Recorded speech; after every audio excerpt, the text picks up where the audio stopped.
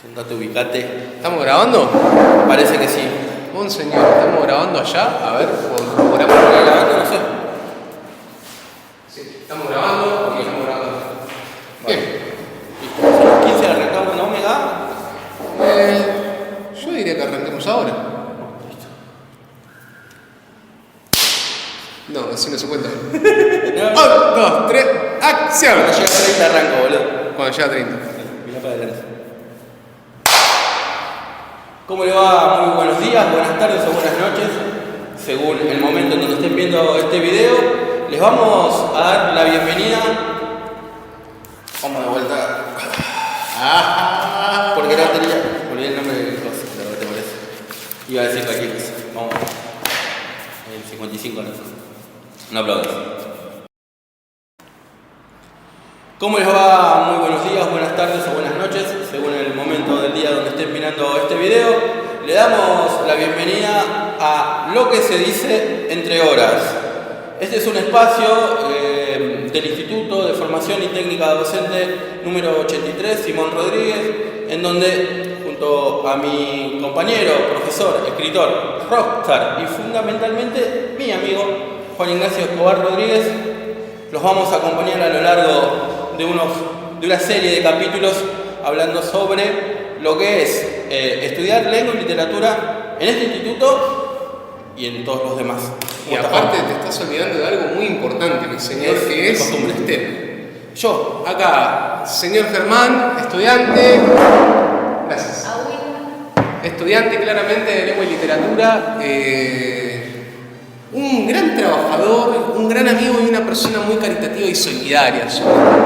Exagera, compañero. Independientemente de todo eso, ¿no? De todos los títulos que a él se le ocurre poner, la realidad es que somos dos personas que estamos preocupadas por intentar más o menos contar desde nuestras perspectivas qué nos parece, cómo funciona el instituto, qué es lo que hay que estudiar, cuáles son los textos, qué cosas leer, qué cosas ir viendo, más o menos por ese lado.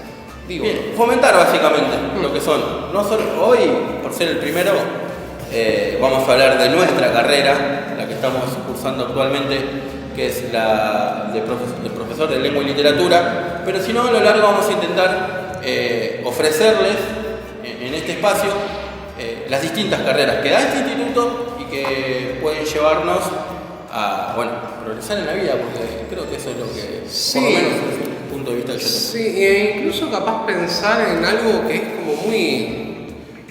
como lo concreto, ¿no? ¿Por qué alguien se sentaría 4 años de su vida? 4 años con suerte. Con suerte. 4 años con suerte, suponiendo que metés todos los finales a tiempo y forma, recontra pleno. ¿Cómo o por qué alguien estaría 4 años de su vida estudiando lengua y literatura? Bien, eso es lo que vamos a intentar en este espacio descifrar, delucidar, para decirlo de una manera. O lo pondremos en duda, ¿no? Lo ponemos en la mesa y que el televidente oyente saque sus propias conclusiones. Estás muy crónica. Claro, es la costumbre, es el modo noventero 2000 que tengo incorporado. Perdón. Me encanta. Bien, vamos a empezar con la subjetividad, vamos a empezar con mi motivo, básicamente, y que lo charlamos en la previa de esto. ¿Y cómo uno arrancó en esto? Bueno, yo voy a ser extremadamente sincero en esto y sin tapujos decir que es, por lo menos, el puntapié inicial se dio netamente desde lo económico. Sabíamos que en las horas de lengua y literatura que se dan en las secundarias es muy fácil llegar. Hay una cantidad de horas, sobre todo en provincia de Buenos Aires, ¿no?, que no están cubiertas, que los profesores titulares no llegan a cubrir y que incluso estudiantes con la mitad de la carrera en adelante ya pueden ir dando sus primeras armas en lo que es la docencia. Y eso desde lo económico ayuda mucho, hacer una carrera y que a la mitad de la carrera uno ya pueda empezar a trabajar de lo que está eligiendo. Claramente fue el motivo que dio el puntapié inicial, por lo menos en mí. Obviamente, una vez que arranqué y conocí este mundo, yo me tiraba más por el lado de lo que es la historia, pero en la historia no sucede esto que estoy contando. Me di cuenta que la lengua y la literatura al ser transversal en todos los aspectos de la vida, me dieron una vocación. La carrera, yo entré con un interés y me volvió una vocación, y para mí es un punto de inflexión terrible cuando me di cuenta de eso. Sí, no, independientemente, ¿no?, de que lo que podemos estar de acuerdo, ¿no? Esta cuestión de la vocación parece que es algo como súper importante en la docencia, y para mí no hay que evitar pensar de que uno estudia porque quiere conseguir básicamente los medios económicos para subsistir. O sea, no hay que correrse de ese lugar como de pensar que, bueno, uno tiene que estudiar docente porque siento que tengo que ir a enseñarles todos y soy un faro de luz y de conocimiento. No. O sea, puede llegar a ser, ojalá que así sea en muchos casos, pero o sea, uno estudia porque siente que ahí está la oportunidad de progresar. Y es importante. No es un dato menor. Nadie hace caridad en la vida. Con respecto a su profesión. Sí. Todo el mundo tiene que subsistir. Entonces, no hay que dejarlo como último o poner la vocación como primero, sino que, bueno, obviamente es algo y un dato importante que quizás no tendría que ser el fundamental, pero sí que sea por lo menos un puntapié, como pasó en mi caso, pero desde mi subjetividad. ¿Y la tuya? Sí, y eso capaz que uno, o por lo menos para mí, no elige ser docente solamente por lo económico, o por lo menos no tendría que ser eso lo principal, tal y como decís vos. Por lo menos encontrar algo que nos guste, que nos motive, que nos lleve a sentir que no estamos desperdiciando tiempo de vida, básicamente, ¿no? Porque para mí tiene mucho que ver con eso. No creo que alguien piense que enseñar sea algo fácil, digamos. Es un trabajo muy difícil. Pero, lengua y literatura tiene algo que es muy... ya ves, me empiezo a trabar, pero ¿sabes por qué? Porque es lindo hablar de lengua y literatura. Lengua y literatura tiene algo que es que te toca acá. Claro. Aquí lo tengo. Es como que tiene uno cuando lee buena literatura, cuando se pone a reflexionar sobre el lenguaje, sobre cómo usamos las palabras, sobre cuál es la diferencia en que yo le diga a alguien que lo quiero a que le diga que lo amo.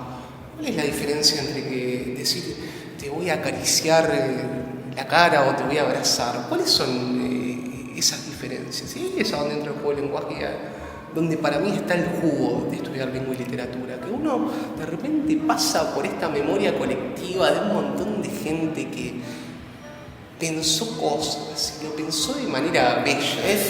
Yo escuché de alguien alguna vez que la literatura va abriendo las ventanas del mundo que quizás la economía no te permite recorrer. Es conocer culturas, es conocer lugares, es conocer formas de pensar de gente con otras realidades a través de un libro, unas hojas, unas páginas que quizás de otra manera no podríamos llegar o tener ese acceso, ¿no? Entonces, E incluso de poder pensar la diferencia o poder finalmente pensar qué es lo importante, ¿no? ¿Qué es lo que me mueve a mí, ¿no? Digo, esta cuestión de que todo esté todo el tiempo ligado tanto a, bueno, sí, tengo que vivir, tengo que encontrar la manera de poder ganar guita, que no digo que con esto no es que estamos diciendo que somos contra hippies y hacemos nuestro trabajo solamente porque nos gusta, porque uno trabaja para ganar plata, eso es inalterable, pero sí uno puede encontrar esos espacios donde tal vez haciendo lo que te gusta te encontrás con el otro. O sea, para mí el flash de ser docente es que estás todo el tiempo encontrándote con el otro. Claro, y modificando la vida del otro. Modificando la vida del otro. Ahí es donde creo que hay que apuntar una de las razones de estudiar lengua y literatura. Siempre tenemos como sociedad, la Argentina, la sociedad sí es una sociedad quejosa, ¿no? En donde siempre estamos mirando hacia el exterior como lo bueno está del otro lado, ¿no? El pasto del vecino siempre es más verde. Y criticamos muchas veces la educación y criticamos muchas veces la idiosincrasia y la manera de pensar de la sociedad. Y el lugar donde se puede transformar eso y fomentar sobre todo el pensamiento crítico es a través de la lengua, de la literatura, de los análisis, de los textos, de los análisis, de los libros que uno lee. Y eso me parece que también es importante tenerlo, por lo menos para mí, como un motivo de por qué estudiar. Porque cambia realidades la lengua y la literatura. Sí, obvio. Pero cambia realidades en un sentido muy profundo. Digo, uno cuando está atravesado por la literatura, de repente es como que hay algo que no vuelve a funcionar más de la misma manera que antes. Y por eso creo que es un motivo central también para estudiar lengua y literatura. Y particularmente, y ahora sí voy a dar como una alabanza a este edificio, bueno, para los que capaz que no son del instituto. El instituto tiene un edificio nuevo y es una casa completamente distinta, y de repente entramos acá y tenemos aulas para nosotros. Es otro mundo. Y vemos algo, o por lo menos yo veo algo muy zarpado en los profes que trabajan acá, o en su gran mayoría, que es que te transmiten eso. O sea, hay como una cuestión como de que el profe que está comprometido con la lengua y la literatura, de repente vos escuchás su clase y te suelta poesía todo el tiempo. Bueno, no voy a nombrar profesor o profesora en particular, pero hace muy poquito estuve en una clase donde una profe estaba hablando sobre el uso del lenguaje, y de repente dice algo así como de que uno se termina como enamorando del lenguaje, y de repente dice, y todos hemos tenido el gusto, y con ese todos hemos tenido el gusto, a mí me hizo, o sea, porque digo, vos, yo, Berlín, todos estuvimos enamorados en algún momento, y eso, o sea, la literatura te lleva a eso también, encontrar como nuevos puntos, nuevas maneras de ver las cosas, ¿viste? Que no todo es tan como lineal. No, para nada. No voy a cortar este clima que generaste, pero esto sería la literatura. Pero nosotros tenemos dos ámbitos, y que también lo quiero mencionar, igual podemos volver más luego, como se dice, a la literatura, que es el ámbito de la primera parte, la lengua, el lenguaje, ¿no? Y ¿para qué sirve el lenguaje? Es una de las cosas que yo pensaba a la hora de armar este programa, y que me di cuenta que a la sociedad nuestra le falta lo que es la comunicación y el entendimiento. Y eso no nos da estudiar lengua y enseñarlo de buena manera, ¿no? Que el público se pueda comunicar o se pueda transmitir, o que se pueda interpretar de la manera correcta el mensaje que el otro te está dando, o que se pueda criticar de manera correcta el mensaje que el otro te está dando, y no tomarlo como una verdad solamente porque es un otro y te lo está diciendo, me parece que también es fundamental, ¿no? Lo vemos en los medios de comunicación constantemente, cómo se manipula a la gente, ¿no? Y estudiar el lenguaje y estudiar literatura incluso es el que te abre ese camino para decir, bueno, no, hasta acá me lo decís vos, y de acá para acá pienso yo y saco mis propias conclusiones.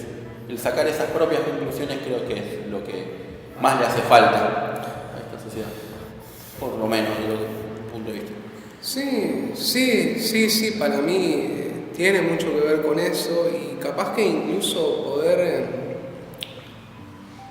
poder dilucidar el mensaje, ¿viste? Que es como que hay muchas veces que es una frase bastante trillada de que, bueno, hay que separar al autor de su obra.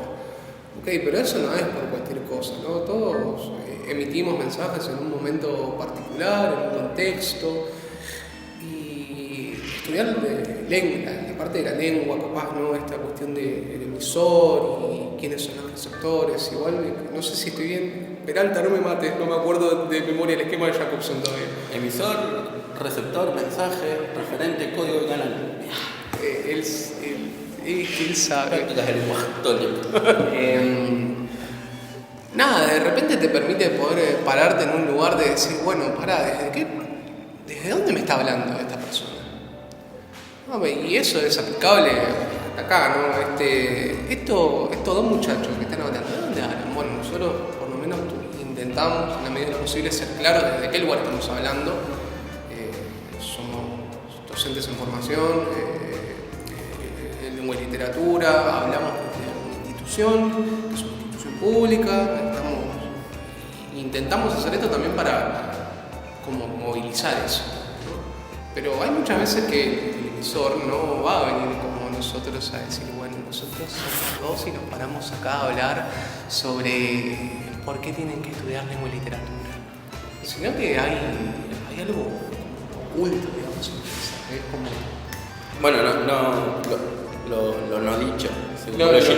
Que justamente es uno de los temas que estamos viendo ahora, ¿no? Pero bueno, no nos vamos a meter en teoría, aunque sí, aviso para los que están viendo el video, que en algún momento vamos a arrancar a tocar textos de la carrera, a tocar textos teóricos de cómo abordarlos.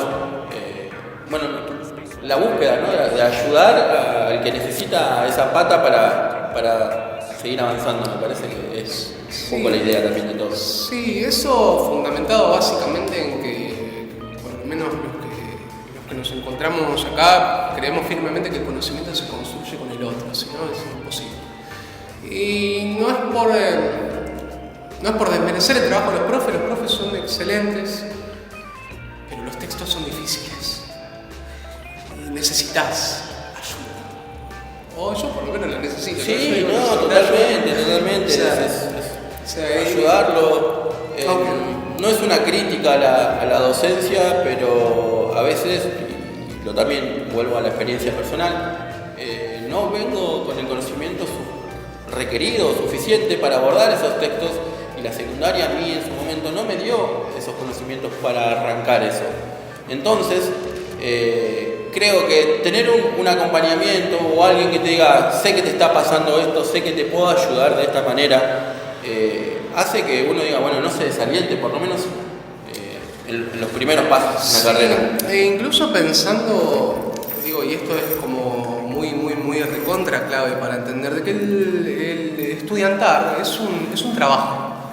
Y es un trabajo extremadamente difícil, y es un trabajo que necesariamente tenés que estar con el otro todo el tiempo. Porque no es lo mismo llegar acá y agarrar y decir, bueno, hoy vamos a leer formalistas rusos y vamos a leer Shklovsky. Bien, y vos agarrás el texto de Shklovsky y decís, ¿qué es esto? ¿De qué me está hablando el señor? Y puede ser que el profe tiene una clase absolutamente magistral, y sin embargo vos llegás a tu casa y no cae. Cuesta. Y cuesta porque es al principio, y porque es lo primero, y son los primeros pasos, y lleva un proceso el acomodarse a esos textos teóricos, que incluso van aumentando en el nivel. Cuando uno pensó que era lo más difícil, sí, lo termina viendo como diciendo, bueno, era el primer paso, ¿y qué sigue? Y no es asustar a los que están formándose o van a empezar a formarse, sino es decirle que es un proceso y que, bueno, obviamente la idea es darle esa pata, ¿no? Esa ayuda. Sí, o sea que es un proceso que va a llevar tiempo y que usualmente las herramientas que uno tiene al momento de entrar al instituto, por lo menos las que encontré yo cuando hice el primer profesorado, fue darse la cabeza contra la pared una y otra vez hasta que eso entra. Lo que estaría bueno es que pase otra cosa, que haya alguien que te diga, che, loco, mirá, en vez de golpearte la cabeza contra la pared, venís, sentate acá, vamos a tomar unos mates y vamos a explicar, o que haya dos tipos puestos acá enfrente diciéndote, bueno, vamos a ver si podemos trabajar un poco con el Shklovsky y hablar un poco de esto, o Voloshinov, o el autor que sea, ¿no? Sí. O sea, desde nuestra humildísima posición, Lejos está de querer asimilarse o parecerse a un profesor, ya que ya da esta materia, ¿no? Pero es la mano, la pata que te da el compañero, el estudiante que tenías al lado, que por ahí entendía un poquito, pero un poquito, y te quiere ayudar. es la mano invisible del estudiantado. ¡Claro! Y las fuerzas del cielo que nos acompañan. Sí. No te voy a hacer entrar Bueno, empezamos a divagar un poco, pero estamos divagando con un objetivo, ¿no? Que es intentar que, en la medida de lo posible, ustedes, si llegaron hasta acá, digan, che, qué bueno estudiar lengua y literatura.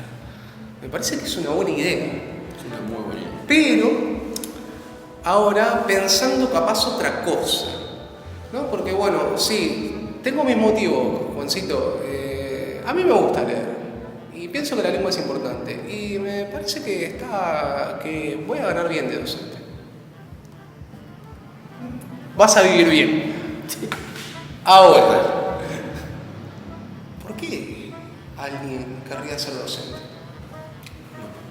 Ahí, creo que ahí entra el pie de eso que te mencionaba quizás al principio, o por lo menos es mi parecer, mi forma de verlo, que es el cambiar. Cambiar es el idealismo juvenil de cambiar al mundo, para decirlo de alguna manera. Bueno, ¿con qué empezamos? Porque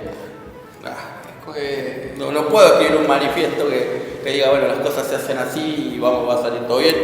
Pero bueno, ir cambiando de a poquito, sumando granitos. Tenemos una experiencia personal ambos, que creo que fue lo que nos unió en esta carrera cuando no nos conocíamos de antes, y que nos hayan dicho, no hay nada para hacer, están porque sí en esto, cuando hay problemas, ante un planteamiento nuestro de que hay problemas en la escuela pública, bueno, no hay nada para hacer, seguí adelante como si no existiera el problema y nada, y ahí es donde mi compañero dijo, no, pero algo hay que modificar, ¿no? Sí, y que incluso ya esa persona ya cambió, o sea, no es que hay que modificar a uno que uno te siga, no, loco, estoy completamente en desacuerdo con vos. O sea, porque si vos estás haciendo o estás trabajando de docente y pensás que da exactamente lo mismo tu laburo, o sea, es otra cosa.